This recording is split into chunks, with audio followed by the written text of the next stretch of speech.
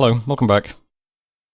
Got some enchantment done. We're almost at 6 now, which should be good. We'll have it 2 turns. We've got a horde of skeletons now, which is nice. We twice spawned some diseased mages. We put up Wrath of God. It was cast successfully. And this turn wounded 130 heretics and killed 66. Pretty nice start. We also cast Vengeance of the Dead. We did hit Ottar, but he resisted. That's a shame. And then, in Winter Peaks, somebody teleported onto us. This is Van's God. He has a crystal shield, starshine skullcap, crystal coin, bunch of gems. He's twice spawned, currently holding Mother Oak. I had a lot of stuff here. It's not really scripted to fight a god, though. I also did not expect him to teleport his god into my stacks, because all my mages are spamming nether darts. And nether darts feeble minds you if it hits you, so that seems really bad if it hits your god. But I think we're just too far back. I don't think this is the army where I push the mages all the way forwards. So his god is just buffing quite a lot. And then, yeah, he puts up Solar Brilliance. So I saw Solar Brilliance in my Mictlan game. This blinds everybody. It also deals 5 armor-piercing damage to undead units, which is pretty bad for us, because we have quite a lot of undead units.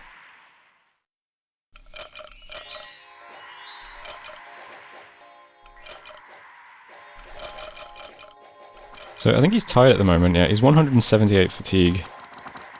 You can see skeletons just kind of vanishing.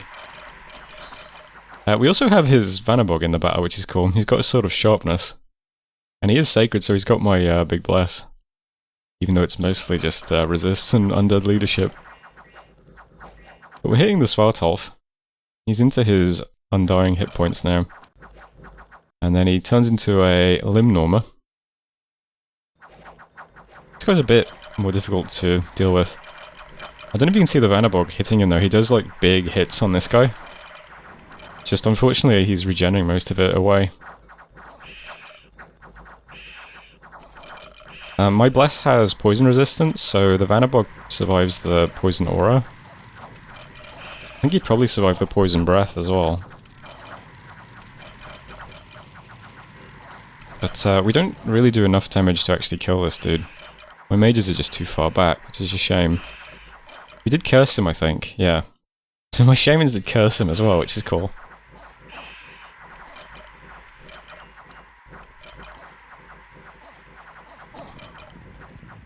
He then casts Earthquake, which makes people very scared. At this point there's not much we can do. He does pick up a lot of afflictions in this battle, which is something I suppose.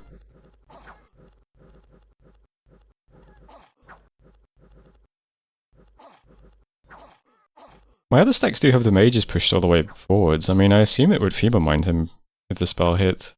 I don't know. So he ends up with disease, lost an eye, weakened, chest wound, never healing wound, lost both arms. And then unfortunately this guy also has a venomous bite, and the bite does 35 points of poison damage. So that does actually kill the Vanderbog, unfortunately. But you know, he did pretty well.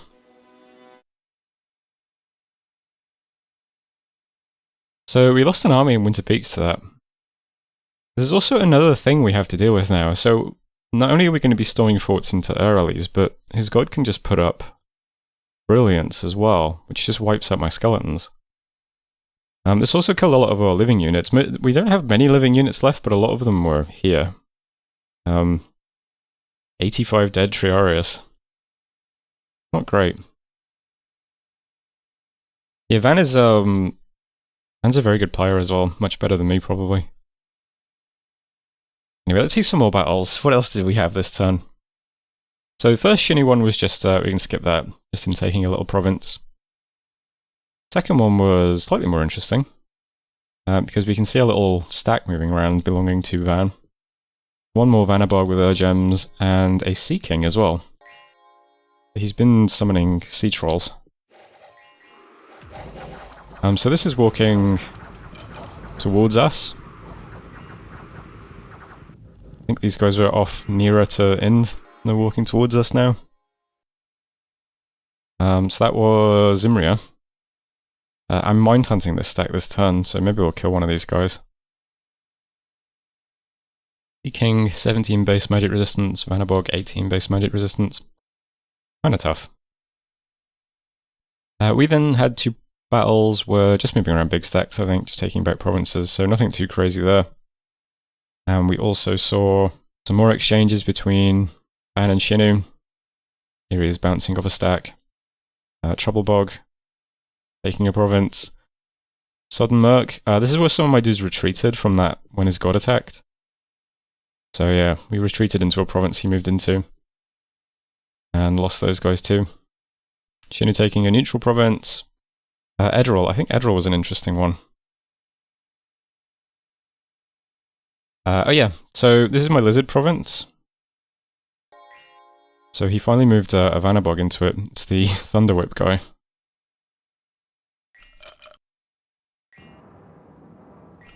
This is a mage that just got recruited this turn, so he's just at the back unscripted. Well, in the middle unscripted. But the lizards do pretty well here. They get rid of his glamour, or mirror image, or whatever you'd call it. And he's down to 0 hit points. And then he flees and dies. So, that wasn't too bad. We managed to fight him off with some shaman and some lizard PD. Unfortunately, we lost the shaman that we recruited this turn, but that's okay. Unknown was the underwater guys. So they use up the last of their water gems, at least. So we can head back underwater now safely. I don't think he has any more gems. That's nice as well. And we also saw Agatha moving a gigantic stack at Katiz, so... Yeah, Agatha, I think he's got a bunch of Dustwalkers, yeah. These are all Mind Blasters, I assume. Yep. Bunch of Sacreds, Magma Children, and Anthrax, King of Banefires.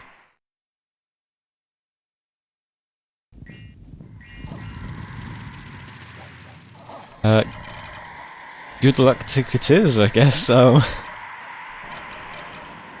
yeah. Pretty scary. There's that Sanguine Swamp. Wrath, as I said, killed 66 things. Wolfsten lost some population. Ramix Folly. Terrian movement. We saw Cassia bouncing off Bogus. And starting to starve in the Swamp of Forgetting. So that's a lot of battles. So we had some little exchanges around here. Moving our big stacks into these two. Losing. So this is where his god teleported to. And this was the retreat province where we lost some mages. We lost quite a lot of mages in that battle, unfortunately. The report itself isn't too bad. We only lost the Vanderbog and 2 Jade Sorks. But then also that retreat killed another Jade Sork, 2 Shamans, and 2 Thaumaturgs as well. Pretty rough. Here's the Sea Troll province as well. See these guys moving towards us. Alright, let's go through this turn. I'll just mention first briefly, losing all those Jade Sorks down here kind of sucks because I don't have that many left up here now. In fact, we might not have any in this fort anymore, which would be really bad. No, we don't. Oh, there's one coming home, but she's very wounded. So I stopped recruiting these guys a while ago to get some Shamans out instead because we had like so many Jade Sorks, but we just lost like half of them. Some of these guys have been dying of disease. Some of them are being used to do forging. The nature one's just forging. We've got a special one as well that I've kept somewhere. I'm not sure if I'll be able to find it now. Here. So we got a Jade Sork who got death as well. I thought this one would be cool because we could twice spawn her, turn her into a white mage, and then have an undead Foul Vapors caster. So she's just kind of in reserve, sitting around. But I've gone back to recruiting some more Jade, so I should probably fort this province and just start recruiting them every turn. But I'll get some more out to replace the ones we've lost, unfortunately. That reminds me as well, enchantment, I think it's 6 we get hidden in snow, right? I think this spell's probably changed in JBBM. I think Maybe it's cheaper or something, I don't know. I'm pretty sure it's going to be different. Might be earlier in the book. Because I know Hidden in Sand is usually an earth spell, but in JBBM it's fire. Hidden in Snow, we could do this spell pretty easily. Just put 2 water boosters on a water Grand Thaumaturg. And I was wondering if we could cast it in Calum. Because Calum has that site that makes it cold, and it is a mountain province. So that might be a cool thing to think about once we get our boosters made for water. We have like this guy just with 2 water boosters could come to Calum and cast it if the cold comes back. Currently spring though, so maybe it'll be a little while, I don't know. Maybe there's too much heat on my scales for it to ever get cold. That's another thing to probably keep in mind as well. Anyway, so what's happening this turn? Lots of red arrows up here. Some of them are just my H1 priests, so I started recruiting H1 priests again in all my forts. I'm going to move a lot of them into Mighty Pillars, and then some more will just stay in these forts, and we'll get our skeleton numbers up. I think they're a bit low, so I'll try and bump them up a bit.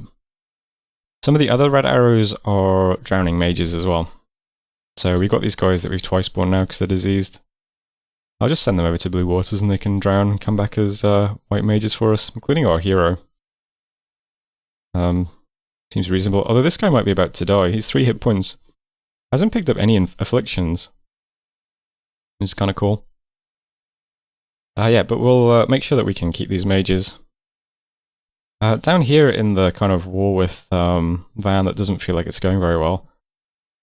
We have a giant stack now in Mighty Pillars, and the stuff in Swamp of Forgetting is all just going to move to Turtle's Peninsula. I'm just going to set these 2 things up as skeleton factories.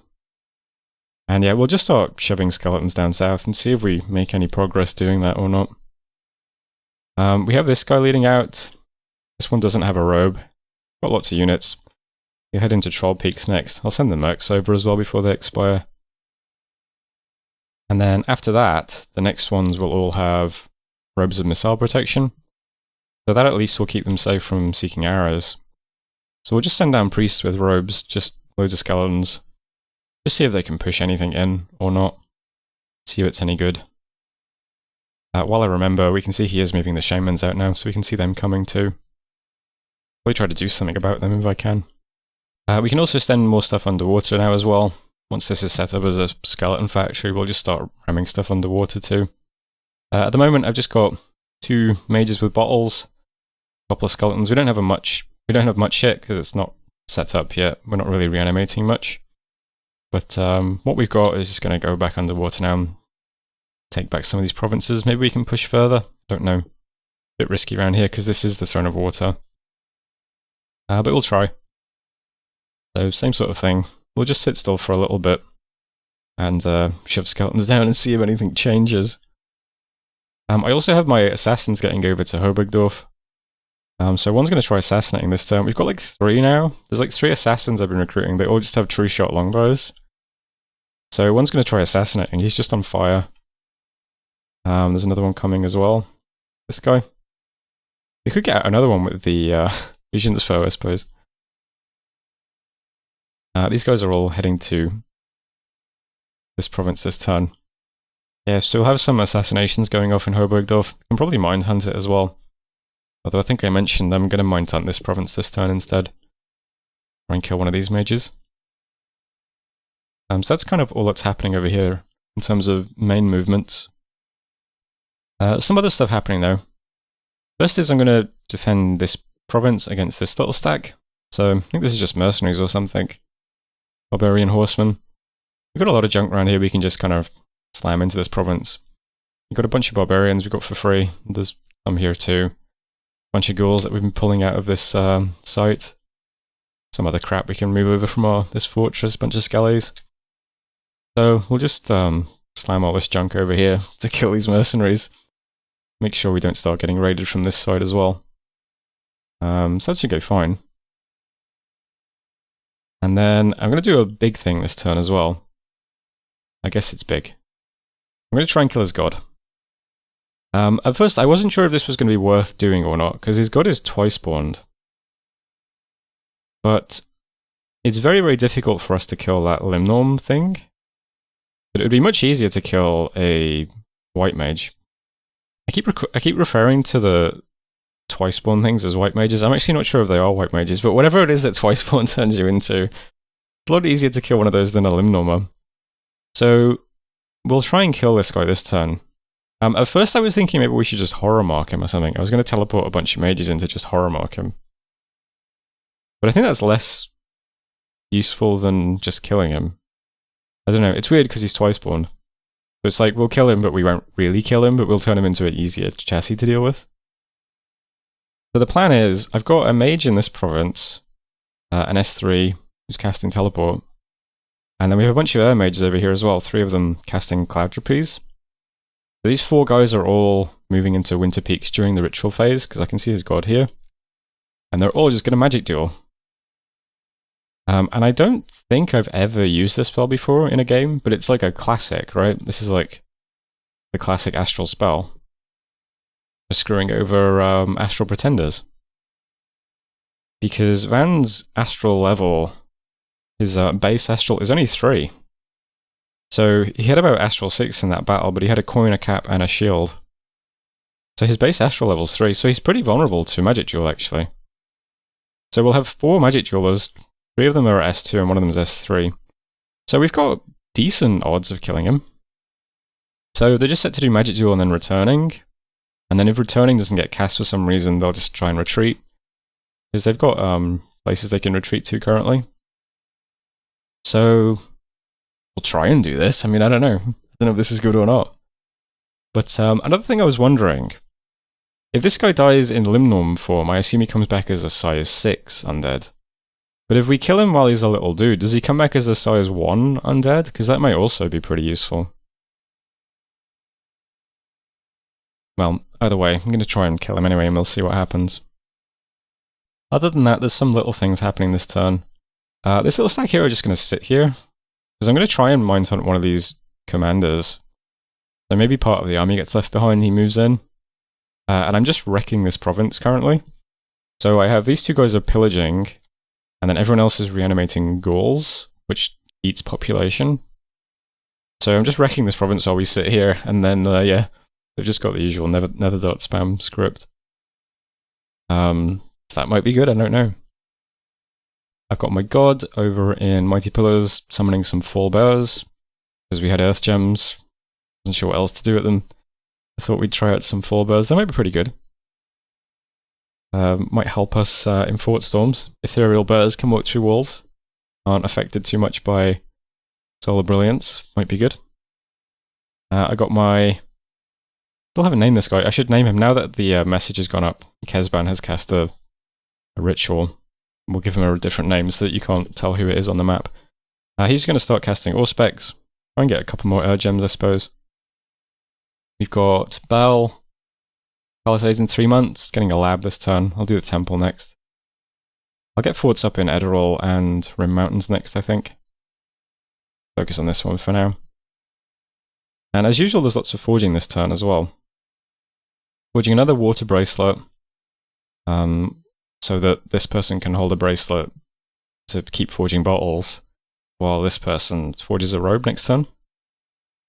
So getting another water bracelet, getting a coral blade, amulet of the dead, a bottle, a bag of wine, and 2 more robes of missile protection.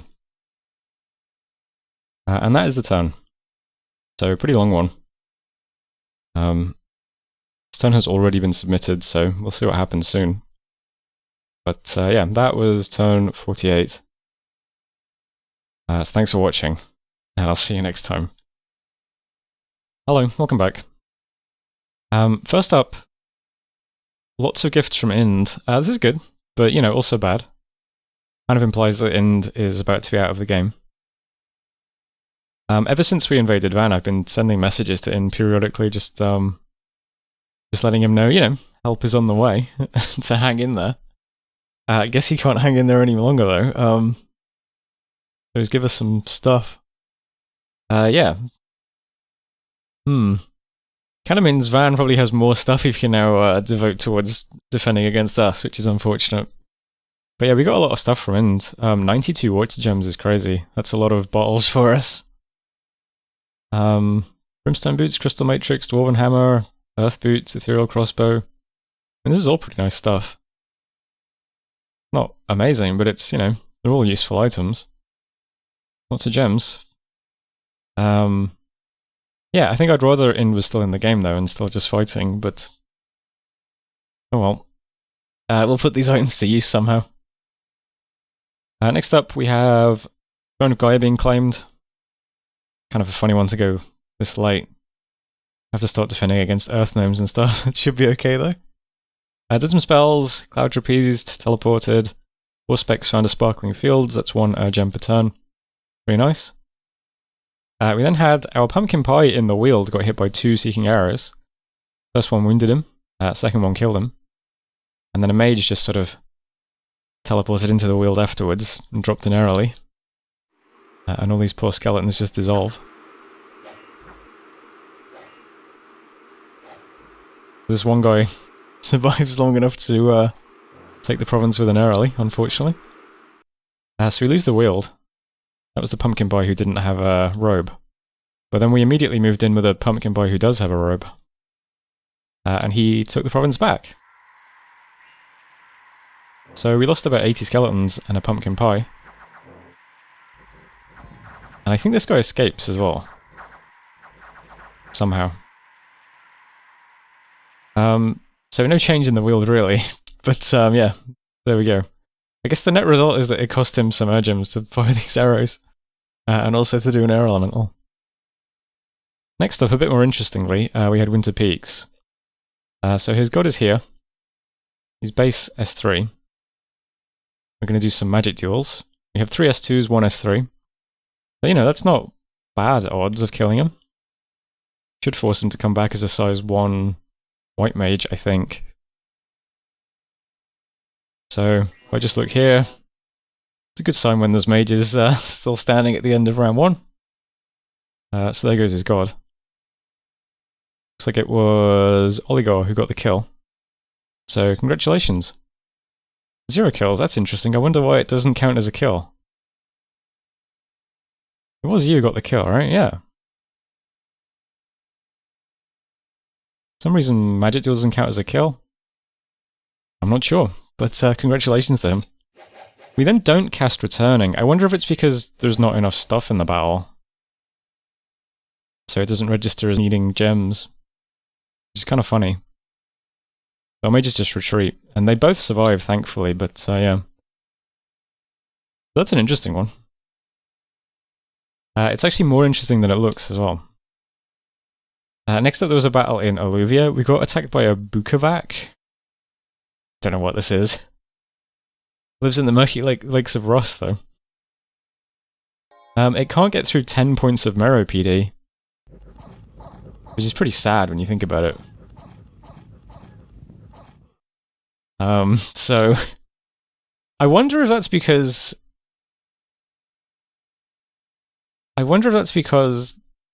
my priest is a good leader. No, it doesn't look like it. Okay, whatever. But we managed to keep that province against the Bukovac anyway. And then we tried to assassinate a mage using our 3-shot longbow assassins. Got some more of these guys coming. Pop. Pretty good. Proof of concept. I'll keep sending assassins over for as long as we can do that. And then a bunch more battles then. Let me just check my list to see which ones of these are interesting. Okay, Remire is just a random province. You know, moving some stuff into. Muradon was the one I was pillaging and animating. Probably should have checked the turn order guide before I did this. Apparently pillaging and reanimating both take place after the battle phase. So we have no ghouls in this province and we didn't even pillage it. So it was kind of pointless standing here. We just sort of die. Because I expected to have like about 50 ghouls in front. Whoops. But it is a good lesson to learn that, yeah, reanimating takes place after the battle phase.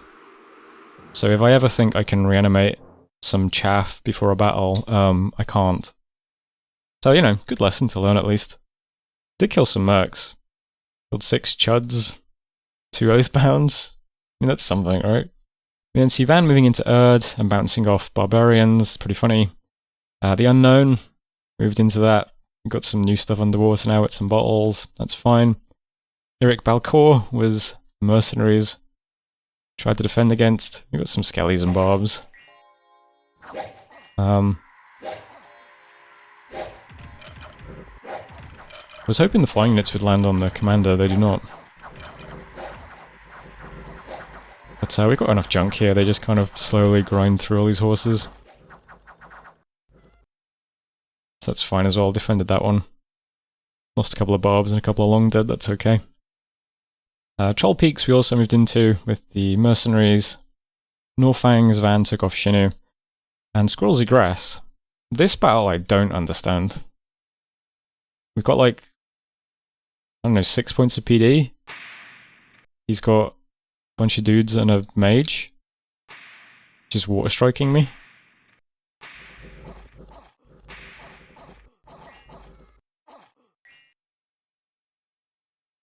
Somehow we win? I don't know. That's this is 16 things with a mage versus 14 things with no mage, and we win. So, yeah. Wouldn't have expected that. But we kept an underwater province. Wrath of God hit 153 things, killed 46. What a great global. Agartha's Purgatory has moved into one of my provinces. It's just about touching us. Lost 2 skeletons. Events, we got Famine, a treasure, 640 gold, bunch of gems and a blood pendant. 10 income in the Black Alps, 6 nature gems in Morn Woods. Throne of Gaia events are starting. Then scout stuff. And then, this is a funny one. The Ice Citadel in Calum has started to melt. Yeah, I was hoping this province would get cold so I could try doing Hidden in Snow, but it's not good if the castle is melting. That's the opposite of what we want. It looks like it's still in one piece at the moment, though. I don't know. That's it for messages, though. This thing, I said, was a bit more interesting than it looked. His god did not come back as a white mage, his god just died. Because he was holding the Mother Oak Global. So what I'm assuming is, his god was sat in this province for a while, which we now own. Maybe he twice spawned himself in this province. And yeah, he couldn't come back as a white mage because he doesn't have the province anymore. I don't have any other explanation. So that's pretty cool. I was hoping to just turn this guy into a worse chassis, but instead we've killed him. Which is, it's good and bad. It's good in the sense that it means we don't have to worry about Solar Brilliance for a little while. It's bad in the sense that he will just call his god back and it will still be a Limnormer. So, you know, swings and roundabouts. It does mean I would like to try and take a fort before his god wakes back up, though. Because not having to deal with Solar Brilliance is kind of a big one. But let's talk about what's happening this turn. This is going to be the next place I want to put up a fort, so I'm just moving a couple of commanders there to start putting buildings down, starting next turn. And in Bell, we almost have the Palisades finished, 2 more months. We've got a lab. We are getting a temple this turn as well. So this is almost set up. We'll start setting this up as well. I'll start trying to get more buildings down more often than I have been. So that's good. Over here, got some mages being drowned who are horribly diseased. I think they might just die before they even get there, though. It goes on 6 hit points. It goes on 2.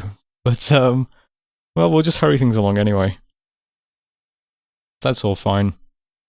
Started forging a Robe of the Sea. So we'll have our 2 water boosters. And in my cap, I'm still forging same items, doing a bit of Haruspecs now because we've got some nature gems. Still doing some more specs. Yeah, another Mind Hunt. Mind Hunt's getting cast on this stack again. The lizards are here now, so got a bit of time before it becomes more dangerous to do this. That's all good. There is one planned arrow, which is this guy. I'm just going to move to Calum, just in case one day we do Hidden in the Snow. Maybe in the middle of winter, if we can. We'll see. Over here, I've got 2 assassins in Hobergdorf now, so they're both the same. They've just got true shot longbows set to fire. There's a third on the way. I'll just keep assassinating here, trying to whittle down commanders if we can. I'm sure he'll start to protect himself from this in a moment, but yeah, for now, it's working, so we'll keep assassinating. And yeah, I'm just going to keep pushing a few skeletons down into this territory for a while. I've almost got robes on all my important mages. Like, my Grand Thaumaturgs all have Amulets of the Dead and also robes to keep them safe from arrows. Over here, there's one who has that. This guy just needs the items next. My god's already got a robe. He's also got Twist Fate. So once our important guys have robes, we'll start putting robes on more priests to keep shoving skeletons this way. We currently have 1,000 skeletons in the garrison here. We've got some wights and draconians in this fortress too. Venomous Pelt is in the stash. And I'm forging a Moonvine Bracelet this turn, so we'll have 2 nature boosters. I don't have a good Jade Sork here though, so we'll have a Jade Sork recruited next turn. We'll move them down. And yeah, we'll put together an army maybe to try and take this. I don't think Shinu's going to try and do it. I think they're struggling a bit. So if I keep assassinating mages here, we'll try and take this fort in a couple of turns. Seems like a good idea. And until then, yeah, we'll just keep shoving little groups of skeletons down, see if they can make any progress. Same sort of thing underwater as well. We're going to keep shoving stuff underwater. Lake Purple's going to have all this next turn, so 3 water rallies, over 100, over 200 skeletons. This will just start building up until there's eventually like 500 skeletons walking around with a couple of water rallies. Should be able to take the rest of the lakes. And we'll do the same over here as well. I'll just gradually build up a bunch of units in Eric Balcor and we'll start raiding these provinces too. So we're making some progress, it's just a bit slow. That's okay. Next turn, I guess if my god isn't doing anything else, I'll forge another crystal coin. Because we can use 2 boosters to turn an S2 into a Mind Hunter, so we're not getting any more S3s, so I guess I'll have to use 2 boosters and turn S2s into Mind Hunters instead. I don't want to do it with my global guy in case he becomes feeble-minded, but yeah. Some of these other guys are expendable. I think that's broadly it for this turn though. There's no like big aggressive movements this turn. It's putting pieces into place. We are about to hit enchantment 6 though, so we'll have Foul Vapors. Just need to get this Sork down, give her the items. I'll give her a robe, Coral Blade, 2 boosters, probably something else as well. And yeah, we'll try moving on this. Might as well show off the Forebears if I can while I'm here, just in case you've never seen Forebears. Right, how am I going to find them in that list? Let's see. There they are. That's interesting that they can sit in the same squad as skeletons. I guess because they're mindless. So Forebears, they're ethereals, they can walk through walls. They've got Spirit Sight. I guess that makes them... I guess that means it's okay if they get blinded by Solar Brilliance as well. I would assume so. They're poison resistant for when we put up our vapors. They seem like a great complement to our armies, actually. So, I don't have a lot of them, but every now and again I'll just summon a couple more bears. If we could have a squad of like 20 bears helping out, seems nice. Go in the ethereal squad. Okay.